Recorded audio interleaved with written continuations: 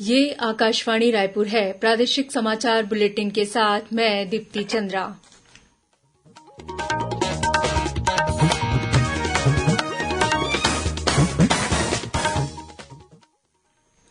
और अब पेश है आज के मुख्य समाचार। मुख्यमंत्री भूपेश बघेल ने प्रदेश के सरकारी डॉक्टरों द्वारा जेनेरिक दवाइयों की बजाय ब्रांडेड दवाई लिखने पर कड़ी कार्रवाई करने के दिए निर्देश। नगरीय निकायों की संपत्तियों को फ्री होल्ड करने का भी किया ऐलान। आज से 4 केंद्रीय मंत्री छत्तीसगढ़ के 2 दिवसीय प्रवास पर। इस दौरान सभी मंत्री आकांक्षी जिलों में केंद्र सरकार की योजनाओं की स्थिति की करेंगे समीक्षा। केंद्रीय स्वास्थ्य और परिवार कल्याण मंत्रालय आज से देश भर में ब्लॉक स्तर पर स्वास्थ्य मेलों का आयोजन कर रहा है और बीजापुर जिले में पुलिस और माओवादियों के बीच हुई मुठभेड़ में 4 जवान घायल।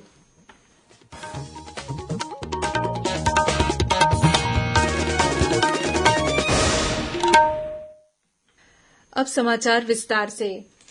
मुख्यमंत्री श्री भूपेश बघेल ने Shri Dhanvantari generic medical store योजना की समीक्षा के दौरान सरकारी अस्पतालों में जेनेरिक दवाइयों की बजाय ब्रांडेड दवाई लिखने पर कड़ी नाराजगी जताई है। उन्होंने कहा कि जो सरकारी डॉक्टर ब्रांडेड दवाइयां लिखते हैं उन पर कड़ी कार्रवाई की जाएगी। मुख्यमंत्री के निर्देश के बाद स्वास्थ्य विभाग के प्रमुख सचिव ने तत्काल सभी कलेक्टरों और सीएमएचओ को इस संबंध में निर्देश जारी कर दिए हैं। मुख्यमंत्री ने आज अपने निवास कार्यालय में नगरीय प्रशासन एवं विकास विभाग तथा पर्यावरण एवं आवास विभाग की समीक्षा बैठक में निर्देश दिए कि लेआउट पास करने का अधिकार अब नगर निगम को सौंपा जाएगा। अब तक टाउन एंड कंट्री प्लानिंग विभाग द्वारा लेआउट पास किया जाता था। इसके साथ ही नागरिकों को किसी भी काम के लिए 2 कार्यालयों के चक्कर नहीं लगाने पड़ेंगे। बैठक में मुख्यमंत्री ने नगरीय निकायों की संपत्तियों को फ्री होल्ड करने का भी निर्णय लिया है। अब तक नगरीय निकायों की संपत्ति लीज पर दी जा रही है। मुख्यमंत्री द्वारा लिए गए एक अन्य निर्णय के अनुसार अब नगरीय निकाय के मुख्य नगर पालिका अधिकारी राजपत्रित अधिकारी घोषित किए जाएंगे। भारतीय जनता पार्टी के सामाजिक समरसता कार्यक्रम में भाग लेने के लिए प्रदेश में आज से 4 केंद्रीय मंत्री छत्तीसगढ़ प्रवास पर हैं। 2 दिवसीय इस प्रवास के दौरान ये सभी मंत्री आकांक्षी जिलों में केंद्र सरकार की योजनाओं की जमीनी हकीकत का जायजा लेंगे। केंद्रीय संचार राज्य मंत्री देवू सिंह चौहान ने दंतेवाड़ा रवाना होने से पहले स्वामी विवेकानंद एयरपोर्ट में मीडिया से चर्चा करते हुए कहा कि आकांक्षी जिलों के विकास के लिए केंद्र सरकार प्रतिबद्ध है। वहीं सूक्ष्म लघु एवं मध्यम राज्य मंत्री भानुप्रताप सिंह वर्मा भी रायपुर पहुंच गए हैं। इसके अलावा केंद्रीय विमानन मंत्री ज्योतिरादित्य सिंधिया और केंद्रीय वन राज्य मंत्री अश्विनी कुमार चौबे भी प्रदेश के दौरे पर आ रहे हैं। श्री सिंधिया आज रात रायपुर विमानतल पहुंचेंगे और यहां से वे राजनांदगांव के लिए रवाना होंगे। कल सुबह श्री सिंधिया आकांक्षी जिला योजना को लेकर जिला प्रशासन के साथ समीक्षा बैठक करेंगे। इसके बाद वे आकांक्षी जिला योजना में हो रहे कार्यों का जायजा लेने जाएंगे और इसके बाद वे सहभागी एनजीओ के साथ बैठक में शामिल होंगे। श्री सिंधिया इस दौरान भाजपा कार्यकर्ताओं से भी मुलाकात करेंगे। गौरतलब है कि सामाजिक न्याय पखवाड़ा के अंतर्गत भारतीय जनता पार्टी छत्तीसगढ़ द्वारा प्रदेश में सामाजिक सरोकार से जुड़े कार्यक्रम 7 अप्रैल से 20 अप्रैल तक आयोजित किए जा रहे हैं। प्रदेश में केंद्रीय योजनाओं के बेहतर क्रियान्वयन के लिए पूरे प्रदेश में लगातार केंद्रीय मंत्रियों का दौरा हो रहा है। इसी कड़ी में राज्य में भाजपा के स्वच्छता अभियान विभाग द्वारा सभी मंडलों में स्वच्छता अभियान संचालित किया जा रहा है। आज विश्व धरोहर दिवस है। इस अवसर पर बिलासपुर जिले के रतनपुर स्थित ऐतिहासिक किले में भारतीय पुरातत्व सर्वेक्षण रायपुर मंडल द्वारा विश्व धरोहर दिवस के मौके पर जागरूकता कार्यक्रम का आयोजन किया गया। कार्यक्रम में उपस्थित रायपुर मंडल के मुख्य अधिकारी डॉक्टर कारबी साहा ने बताया कि विश्व धरोहर दिवस इस वर्ष विरासत और जलवायु की थीम पर मनाया जा रहा है, जिसका उद्देश्य जलवायु परिवर्तन से विश्व धरोहर को होने वाले खतरे के प्रति लोगों को जागरूक करना है। इस अवसर पर स्थानीय विद्यालय के छात्र छात्राओं के बीच जागरूकता निबंध प्रतियोगिता का आयोजन किया गया। इस अवसर पर भारतीय पुरातत्व सर्वेक्षण के अधिकारियों कर्मचारियों ने स्वच्छता अभियान चलाकर पुरातात्विक धरोहरों के संरक्षण में स्वच्छता की भूमिका को रेखांकित किया। वहीं आज राजधानी रायपुर के महंत घासीदास स्मारक संग्रहालय परिसर में संस्कृति और पुरातत्व विभाग द्वारा व्याख्यान कार्यक्रम का आयोजन किया गया। यह व्याख्यान छत्तीसगढ़ की शैलकला की प्रदर्शनी और धरोहरों के संरक्षण पर आधारित रहा। महिला और बाल विकास विभाग मंत्री अनिला भेड़िया ने बालोद के भैंसबोड़ आंगनबाड़ी केन्द्र में बच्चों के घायल होने की घटना को गंभीरता से लेते हुए कलेक्टर को घटना की जांच कर दोषियों के विरुद्ध कार्रवाई करने के निर्देश दिए। श्रीमती भेड़िया ने घायल बच्चों के इलाज और देखभाल के निर्देश भी दिए हैं। उन्होंने इस प्रकार की घटना की पुनरावृत्ति न हो यह सुनिश्चित करने को कहा है। गौरतलब है कि बालोद जिले के भैंसबोड़ आंगनबाड़ी केन्द्र में पिछले दिनों टाइल्स गिरने से 5 बच्चों को गंभीर चोटें आई थी। घटना के बाद घायल बच्चों को इलाज के लिए बालोद जिला अस्पताल में भर्ती कराया गया था। जशपुर जिले के पत्थलगांव इलाके में जंगली हाथियों का आतंक बीते 1 सप्ताह से जारी है। पिछले दिनों हाथियों ने इलाके के कई घरों को नुकसान पहुंचाया, साथ ही फसलों को भी बर्बाद कर दिया है। इसकी वजह से ग्रामीणों में दहशत का माहौल है। वन विभाग से मिली जानकारी के अनुसार जिले के लुडेंग क्षेत्र में 5 हाथियों का एक दल विचरण कर रहा है। विभाग द्वारा ग्रामीणों को हाथियों के दल से दूर रहने की हिदायत दी गई है। प्रादेशिक समाचार आप आकाशवाणी रायपुर से सुन रहे हैं।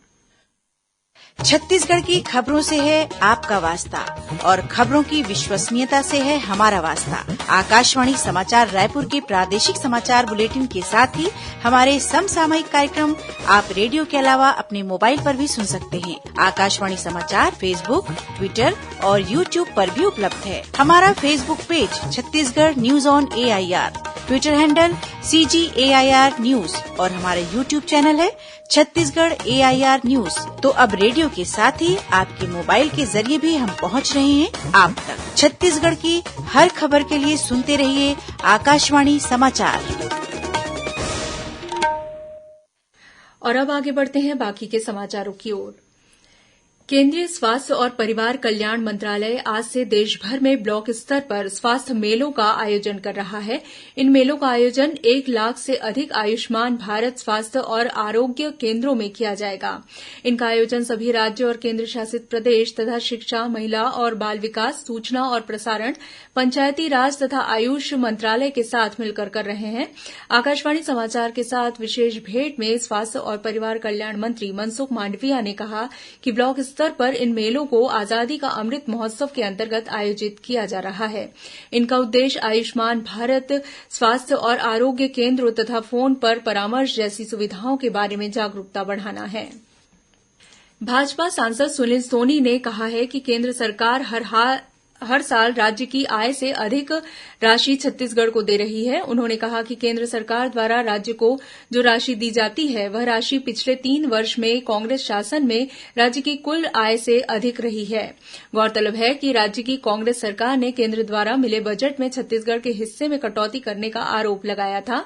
इसी मामले में सांसद सुनील सोनी ने आज रायपुर में एक पत्रकार वार्ता में कांग्रेस के आरोपों का जवाब देते हुए यह बात कही।